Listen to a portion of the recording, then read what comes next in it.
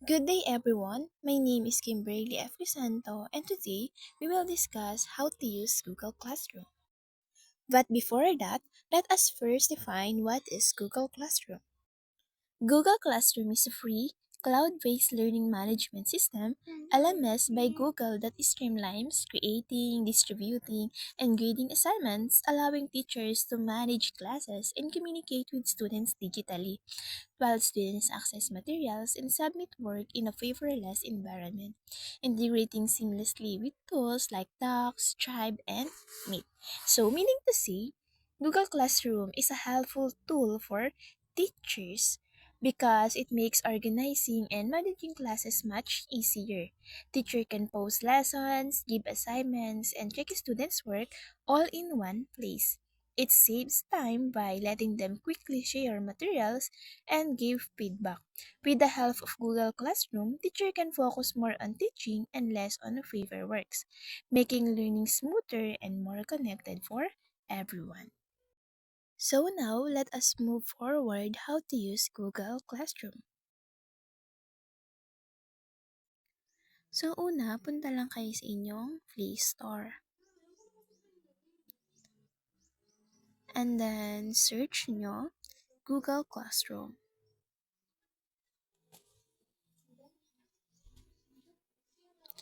Ayan, kapag na-search nyo na yung Google Classroom, ganito na yung makikita nyo. Click nyo lang yung Google Classroom. So, dahil na-download ko naman na yung apps ni Google Classroom, ganito na yung makikita nyo. Pero kayo naman na magpa-download pa lang, click nyo lang yung download and then hintayin nyo lang siyang ma-download. And once naman na ma-download mo na yung Google Classroom, ganito na yung makikita mo. And then, after nyan, click nyo lang yung open.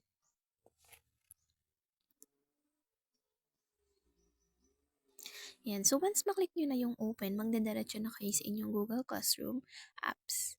And, ganito na yung makikita nyo sa inyong Google Classroom. Itong Google Classroom ko ay ginamit ko pa nung ako ay kolehiyo. So, ganito na yung makikita nyo. Yung mga past subject ko noon nung ako ay college. So, ganyan yung makikita nyo sa Google Classroom. Pero kung bago pa lang yung Google Classroom nyo, wala pa kayong makikita na tulad niyan na subjects.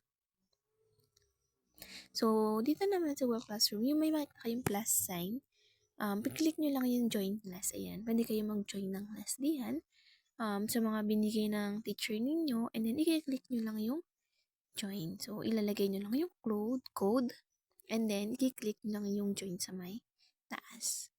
And next naman, dun sa may create naman class, i-click nyo lang yan, and then continue. And then, for instance, gagawa kayo ng class. Kunyari, BSED, Filipino.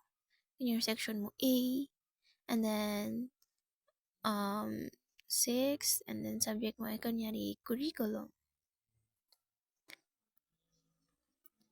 And then, itatap mo lang yung sa taas yung create.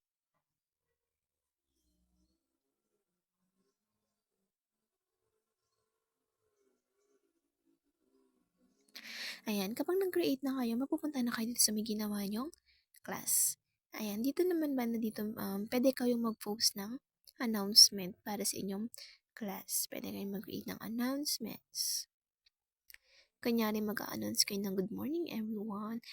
Ganun. And then, kahit anong announcement na pwede nyo i-post. Pwede nyo i-post yan. And then, dito naman banda sa may class works, sa may second, pwede kayo dyan maggawa ng mga announcement. Pwede kayo mag-create yan sa may plus sign. Pwede kayo mag-create ng assignment, quiz, questions, materials, and topics. Diba? Pwede kayo maglagay dyan ng mga papagawa niyo sa mga students nyo, yung mga materials na gagamitin nila, or kung meron man kayong katanungan yan. And nandito naman sa people, dito makikita yung mga students mo. And pwede mo rin silang i-invite dito sa class para pumasok sila sa inyong Google Classroom. And then, ganito na yung makikita mo sa Google Classroom mo. Pwede mo din ma-monitor yung classes, yung calendar, notifications, and makikita mo rin dito banda yung mga enrolled subject mo, yung mga to-do, kapag may mga hindi ka pa natatapos na deadline, ng mga activity, ng mga quiz, makikita mo dito sa may to-do. May pwede rin dito i-offline yung mga materials. Pwede mo siyang masahin offline kahit wala kang load. Ayan. Kaya naman napaka-useful talaga ng Google Classroom as a teacher kasi malaki ang pakinabang nito sa iyong pagtuturo. Lesson I learned from this session. So, in this session, I learned that using Google Classroom in my teaching has made my work more organized and efficient. It helps me post lessons, assignments, and announcements in one place, making it easier for students to access everything they need. I can also give feedback quickly, track students' progress, and even communicate with them directly. It also allows me to share videos, links, and other materials that support learning.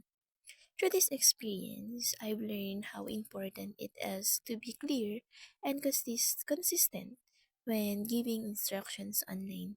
I've also realized that technology can really help students stay engaged and take more responsibility for their learning.